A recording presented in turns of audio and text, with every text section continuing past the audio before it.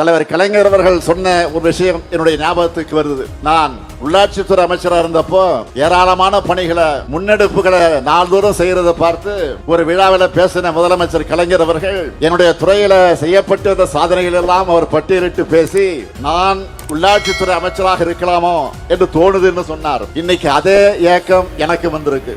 நானே விளையாட்டுத்துறையையும் கவனிச்சுக்கலாமே என்று இப்ப எனக்கு தோணுது. காரணம் உதயநிதியுடைய பணிகள் அப்படி இருக்கு. ஆகவே உதயநிதியுடைய படைகள் இன்னும் சிறக்கணும். தமிழ்நாட்டு விளையாட்டு வீரர்கள் இன்னும் வெற்றிகளை குவிக்கணும் என்று நான் மகிழ்ச்சியோடு வாழ்த்துகிறேன். அமெரிக்காவில் உலக கோப்பை போட்டியில 3 தங்கப் பதக்கங்களை வென்றவருக்கு 1 கோடி ரூபாய் ஊக்கத்தொகையும் வழங்கிச்சு நம்ம திராவிட மாடல் அரசு. இப்படி நம்மை பொறுத்தவரையில ஜெர்லின், ரோசிமீனா, காசிமா போன்ற எளியவர்களுடைய வெற்றி தான் நம்ம அரசுடைய வெற்றி. அதுக்காகத்தான் பல்வேறு திட்டங்கள் மூலமாக எத்தனையோ ஏழை வீரர்களுடைய கனவை தமிழ்நாடு விளையாட்டுத்துறை இன்றைக்கு நிறைவேற்றி வருது. அவங்களும் உலகளவில் சாதிச்சு அவங்க மேல நம்ம அரசு வச்சிருக்கக்கூடிய நம்பிக்கையை காப்பாற்றிக்கிட்டு இருக்கிறாங்க. இந்த சமயத்தில் தலைவர் கலைஞர் அவர்கள் சொன்ன ஒரு விஷயம் என்னுடைய ஞாபகத்துக்கு வருது.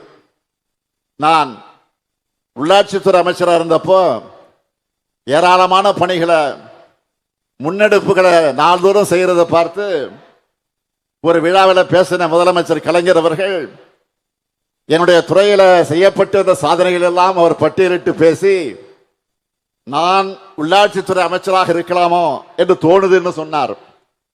இன்னைக்கு அதே ஏக்கம் எனக்கு வந்திருக்கு. நானே விளையாட்டுத்துறையையும் கவனிச்சுக்கலாமே என்று இப்ப எனக்கு தோணுது. காரணம் உதயநிதியுடைய பணிகள் அப்படி இருக்கு. ஆகவே உதயநிதியுடைய படைகள் இன்னும் சிறக்கணும்.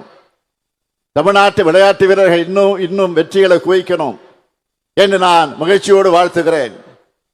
இங்க இருக்கக்கூடிய விளையாட்டு வீரர்களுக்கு, வீராங்கனைகளுக்கு நான் சொல்லிக் கொள்வது, உங்களுக்கான அத்தனை வாய்ப்புகளை நாங்கள் நிச்சயம் உருவாக்கி தருவோம். நீங்கள் விளையாட்டில் கவனம் செலுத்தி முறையா பயிற்சி பண்ணி உங்க திறமையால நம்ம தமிழ்நாட்டுக்கு, இந்திய நாட்டுக்கு பெருமை சேருங்க. உங்களுடைய தேவைகளை நிறைவேற்றி கொடுக்க முதலமைச்சரான நானும் இருக்கிறேன். உங்க துறையுடைய அமைச்சரான துணை முதலமைச்சர் உதயநிதியும் இருக்கிறார். என் நம்பிக்கையோட உங்க சாதனை பயணம் தொடர என்னுடைய வாழ்த்துக்களை தெரிவித்து, களம் நமது, வெற்றி நமது. நன்றி, வணக்கம்.